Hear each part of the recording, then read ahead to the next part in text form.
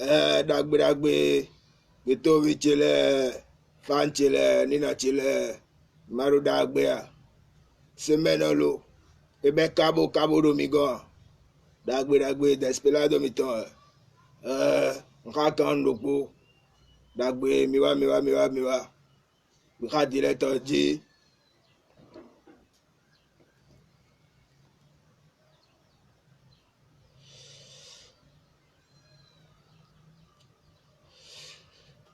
azomevi che fanche azomevi dei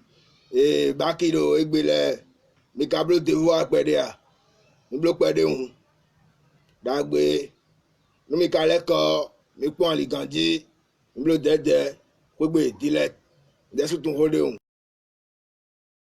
idero koyo do bomi gabi ketekete donc jabiche dei bakile podo nina chilepo mi blo dede dalioji misia dagbe desperado miton nwa kanu jabichele miwa within the chakiji when the town akpoji when the don't rando ejabia metafume na do me kopla jabichele do fuche ministro meki bodo mi bodo je ke ma so akanji mo ado sigidi ji mo fifa eno do sulu pede mi kopla ni ma eno je ke nyejewe togbe so sigidi de ele biwe so bo ti kwi pede do kanji est-ce que mi ka kopla jabichele de men do kwi be jabia metafume na do desi mi to hole do kro chinu jion donc jabichele mi ra directeur ji boka partager mi partager ke ka boni je to ton me miwa ay me we ya cardinal rikimi don ona don minde artist mi ton ariki de ko go de fitiling ton ay somo photo na don mi wendi abetma mi wa jabichele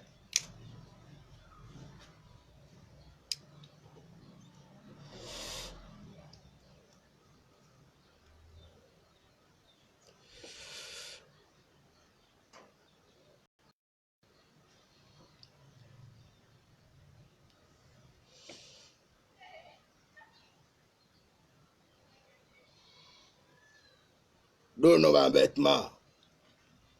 me ni ma zemi rote wezi zemo ye ino now do yin ye ino makaya so me ganjia ewe no je ke ngua yin ye ino est-ce que mi comprend jabichele est-ce que togbe mi ton kaibo en mi ma kaibo en betma jabichele mi partager dileto boni ni le partager ouais on file vous des gars le média o se ko renja do ni ogaji do yan you know da hu na le a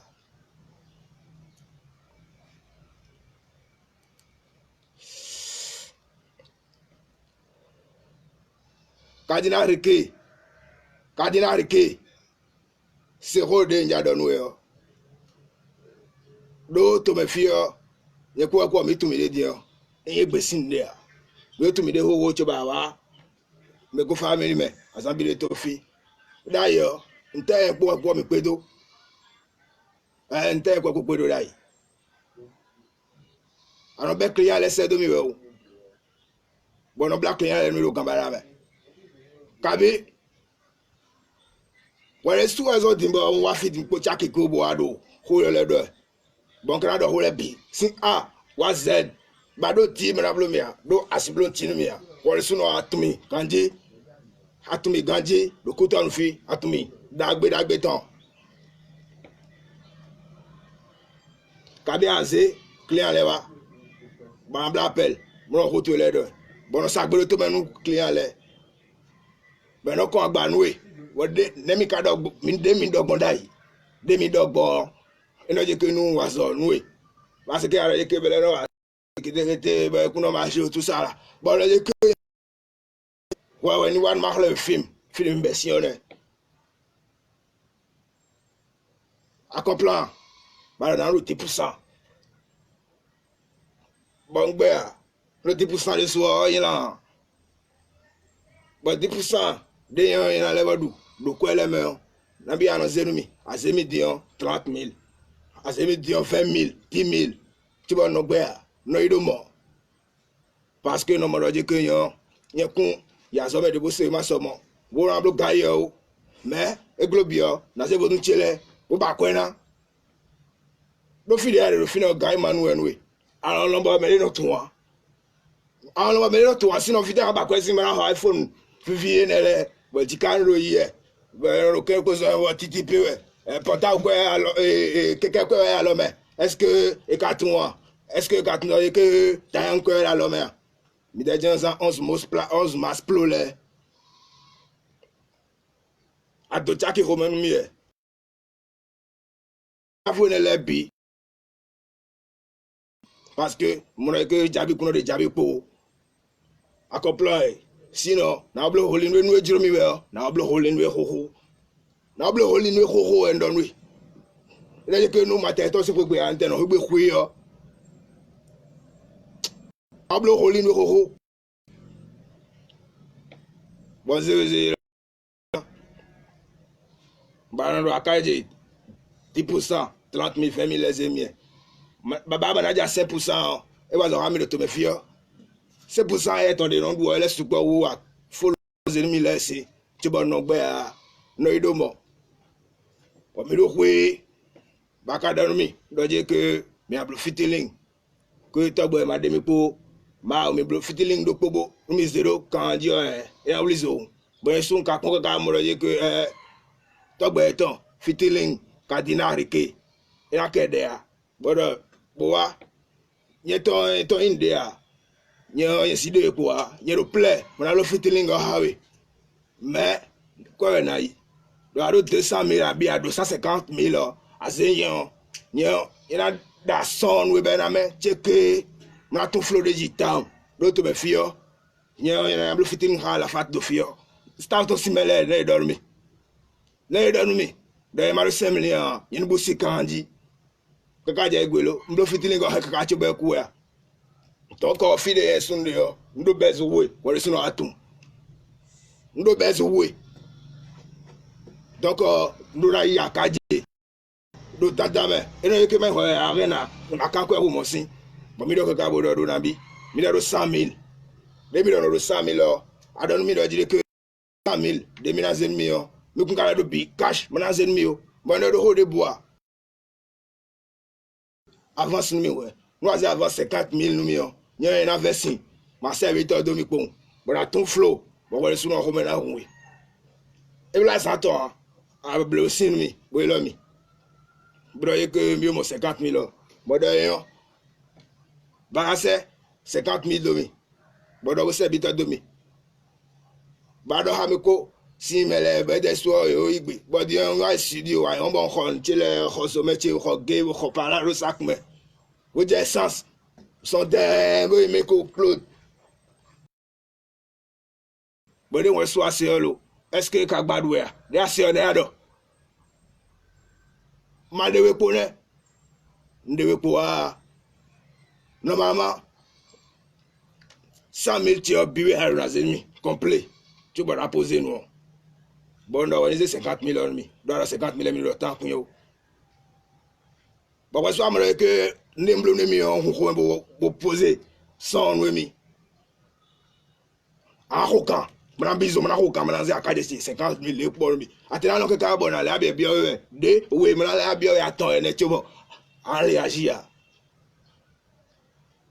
agba akade cheze mi bo bi lo fine o ay lo mi bo do je que mi négocier clipper polo libsopo do je que mi ada clipper que clipper na vital que mi ablo clipper video c'est plage bo do rouler bon organiser follow ma ho di dana de agbe o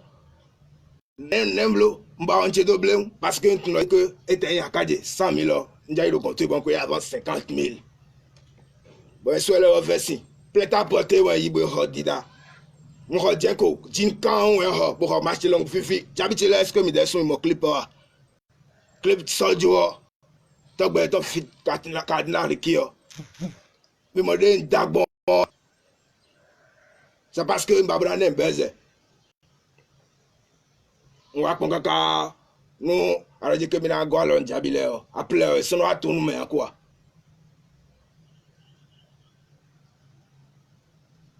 ndo kwi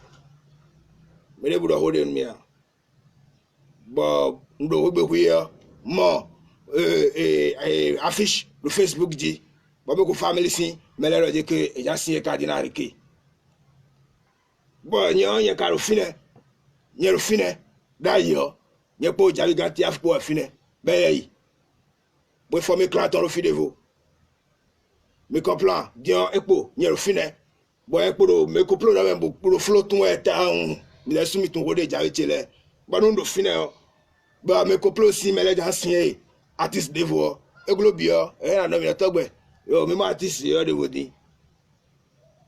yo roje mi ton le pon yo roje mi ton le pon yo roje mi ton le pon c'est when we go poser ba c'est ba mi do witi je ja go comprendre je mi ton le bife ti kwi mais de ma routine mia pour les affiches sur Facebook dit bon là dit que cadra reke bien me ko famille mais et là dit que me ko considérer mio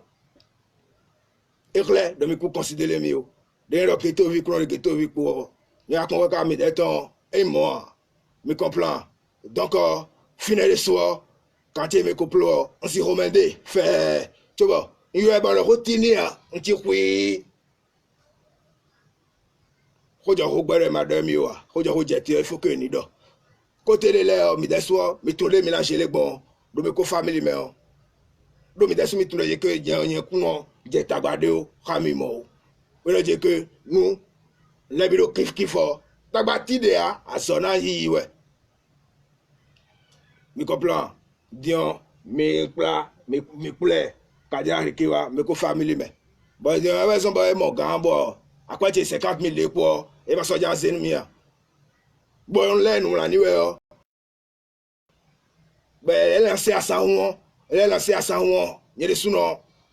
il y a des sous-noms qui ont été Mike Beto et Andé, nous gay, Tobon Walling, Beto et Andé, non, et c'est 50 000 de quoi, mais tu vois, les racan dit, vous les partager à 100 ans, vous les partager à 100 ans, tant,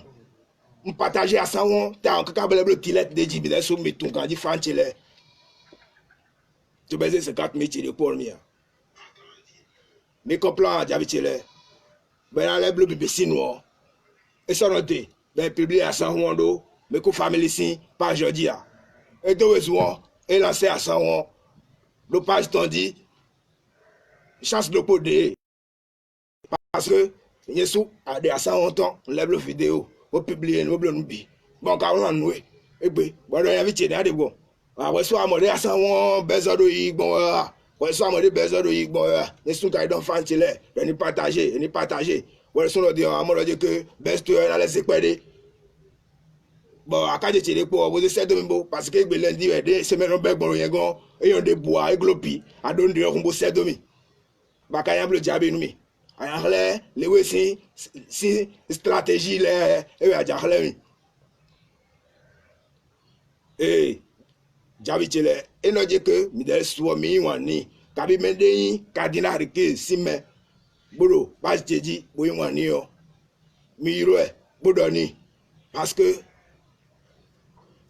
Mbabonou est allé à l'eau, Rodon Touti, elle dit que Jean, Yadjawa, donc tu as fidèle à terre, tu as voilà, Diamant, de a bien me kofa, nan te kon me koplo si studio si konto gwa di pour ouais. Ça parti de couleur le ban tu as jeté ciment te me azanak la wedo iPhone tu na mo di câble na saisi bon tile de manager tile le manager est-ce que accompla mia et non que nous alors si c'est ni a bientôt te me asan pour 3 jours na oui 3 jours na oui 3 jours c'est gandi ni bientôt te me 3 jours na oui à 100 ans et père ouais na oui bon non allez akade ti de ko se domi nka faut dileto di tololo dion na rapaz te di na supprimer dilet nem na supprimer bi nous a dit que nous c'est akade ti 50 000 pour domi na la rakandi na bleu dilet be don fantile di dit que à ce quoi ti de pour mi dion fantile mal que et les partager sinon fantile est-ce que mi ka comprend mia nous mi wani mi le vidéo partager mi le dilet partager ka bonu je toto mais 3 jours ne don we di 3 jours e we na we so la do ho gege wo mo don we ne parce que la mi ton le wa do post we yan mo faut que ministre o me ki we do mi do je ke yin no do solo bon ti ku mi no so mi le Facebook di un mo do ti le ko ate mo nu la do mo do mi ton le la do ti bo no ti ku mo do mi pon ma do je ke yin no we